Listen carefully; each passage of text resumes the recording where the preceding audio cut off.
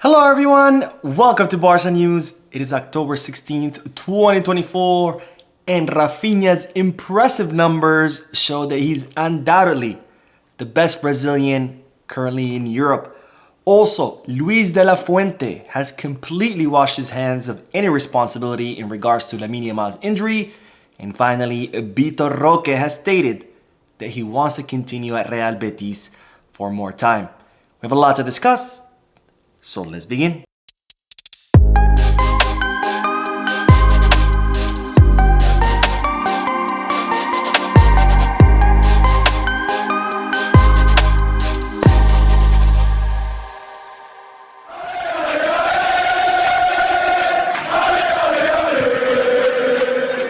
Hello everyone, welcome to the channel. My name is Mo, and before I begin with the news, just a quick reminder to make sure to hit that like button, subscribe to the channel, and drop a comment. All of this helps this channel continue to grow.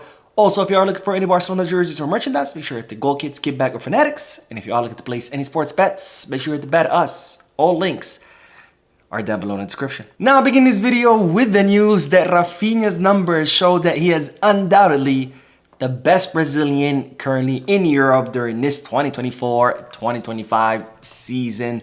Now, Raphinha has been an absolute revelation under Hansi Flick, and his incredibly improved form has seen him being involved in 12 goals in 11 matches, which is absolutely astounding numbers. And alongside Robert Lewandowski and Lamine Yamal, the three of them have become the most dangerous trident in Europe, where between the three of them, they have scored 28 goals in 11 matches. And out of these 28 goals, Raphinha has been directly involved in 9, where he has scored 5 and provided 4 assists. And you might say, Mo, what do you mean? You started the sentence by saying Raphinha was involved in 12 goals, and now you're saying he's directly involved in 9 goals. Which one is it? Well, involved goals also, it counts the goals where you start the play, where directly involved means only assist or goal. But either way, incredibly impressive numbers by the Brazilian. But that's not it, because the numbers also show that he is the player with the most chances created in all of Europe top 5 leagues. And these are the current standings, where Raphinha has 32 created chances. Second place is Bukayo Saka from Arsenal with 27 chances created. And in third place, we have Kevin Stoger from Borussia Mönchengladbach with 26 chances created. So Raphinha has created the most chances in Europe's top 5 leagues. And the only player to surpass these numbers at this stage of the competition was Xavi Hernandez, who created 34 chances in the first 11 matches of the league back in the 2008-2009 season, which was, of course, known as one of the greatest Barcelonas in history. So the fact that Raphinha is putting up numbers close to Xavi's prime numbers show that the Brazilian is indeed having one of the best season of his career, and where he is undoubtedly the best Brazilian in all of Europe. Real Madrid fans, what happened to the almighty Vinicius?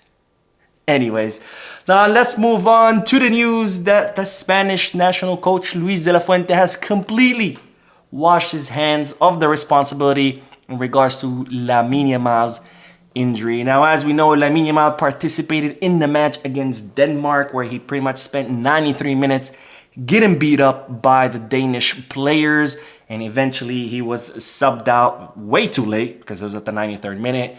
And then it was found out that he had suffered an injury to his hamstring, which means that he could miss the match against Sevilla. And we still don't know 100% sure whether he's going to be back by the time we have to face Bayern Munich. And of course, there's been a lot of backlash towards Luis de la Fuente, who called him up to the squad and who also, of course, took forever to take him out of the match. But in the press conference, Luis de la Fuente completely washed his hands by saying the following: if you tell me that there are angry people, that's what they are. But nobody has told me that. I'm just explaining what football is. The referees are the ones who have to defend Lamine, applying the rules. The rival will use all the weapons to try to stop players as good as Lamine or other greats in history. Have you played football? Have you been kicked? Are you going to hold me responsible for Lamine being kicked? Whew! The nerve on this guy. So saying, well, it's not my fault. It's the referee. He should have protected him. Or it's the other players who are kicking him. No, Luis de la Fuente, it's your fault. Because yes, the referee should have protected Lamine Yamal 100%. But when you yourself saw with your own eyes that the referee was failing at protecting him, your instincts should have been to get him out of the match. It's not the referee's job to sub out Lamine Yamal, and you waited until the 93rd minute. So yes, it is your fault, Mr. Luis de la Fuente. Also, have you heard of rotations?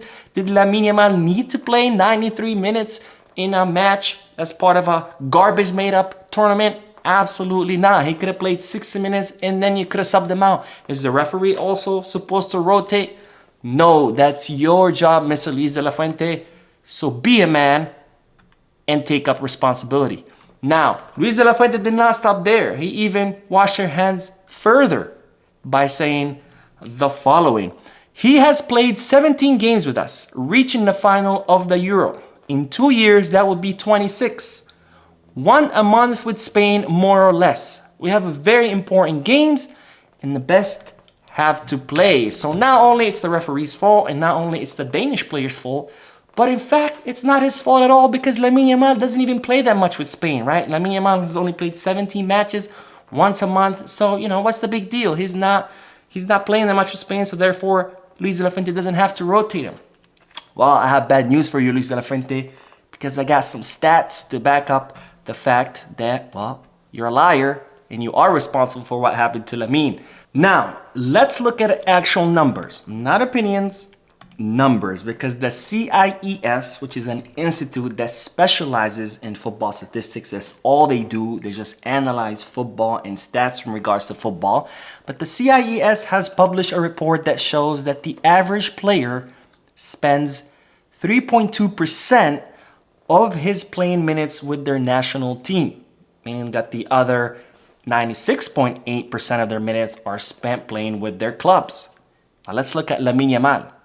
In the 2023-2024 season, Lamine Yamal spent 23.2% of all of his played minutes with Spain. That's almost a quarter of all the minutes Lamine Yamal played, he played them with Spain. That is incredibly high. That's almost 8 times more. Lamine Yamal has spent 8 times more minutes with Spain than the average player. Now, in the 2024-2025 season so far, Lamine Yamal has spent 20.4% of his minutes played with Spain. That's a fifth of his time spent with Spain, and that again is approximately 6 times, maybe almost 7 times more than what the average player spends with their national team. Now, in regards to minutes, in last season, Lamine Yamal spent 2,957 minutes with Barcelona over a total of 50 matches, 893 minutes with Spain over the span of 14 matches. This season is 879 minutes over the span of 11 matches with Barcelona, 225 minutes with Spain over the span of 3 minutes. So no, Mr. Luis de la Fuente, Lamine Yamal is not just casually playing with Spain every now and then, a few minutes here and a few minutes there.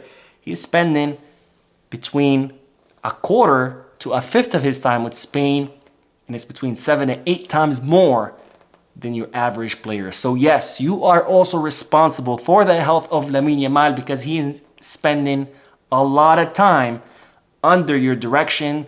So no, you don't get to wash your hands from this, Mr. Luis de la Fuente. And like I already said, be a man and accept responsibility. Now, from one player who has spent a lot of time playing with Barcelona, we move on to a player who barely spent time playing with Barcelona, and that is Vitor Roque, because the Brazilian has said that he wants to spend more time at Real Betis. Now, Vitor Roque is currently on loan with Real Betis, and the Sevillan club has an option to buy the Brazilian worth 25 million euros.